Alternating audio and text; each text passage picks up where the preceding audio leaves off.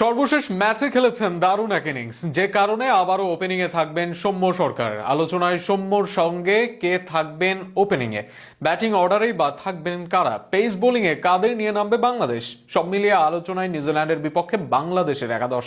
কারা থাকবেন সম্ভাব্য সেই একাদশে, তা নিয়ে থাকছে প্রতিবেদন।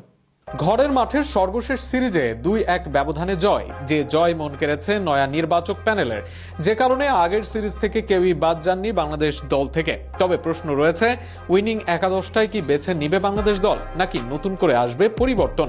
কিউইদের বিপক্ষে পরিবর্তন আসতে পারে বাংলাদেশ দলে, যেখানে ওপেনার হিসেবে সৌম্য ফিরতে পারেন একাদশে।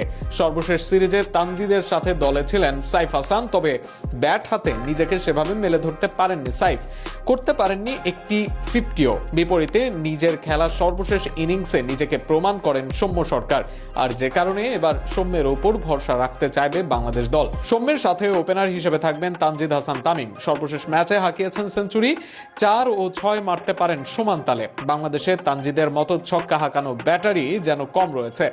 বর্তমান মডার্ন ডে ক্রিকেটে যেন ডিমান্ড তানজিদদেরই, যে কারণে ফর্মে থাকা এই ব্যাটসম্যানকে দেখা যাবে ওপেনার হিসেবে।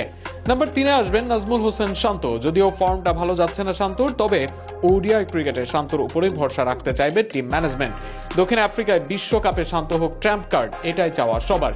নাম্বার 4 ও 5-এ আসবেন লিটন দাস ও তাওহিদ হৃদয়। মিডল অর্ডারে স্পিন খেলার সক্ষমতা ও ইনিংস বিল্ড আপের কোয়ালিটি এগিয়ে রাখবে তাদের। সর্বশেষ সিরিজে আফিফ হোসেন ছিলেন নাম্বার 6-এ, তবে তেমন ভালো করতে পারেননি। এই জায়গায় ফিনিশার হিসেবে দায়িত্বের জন্য আসবেন মাহিদুল অঙ্কন।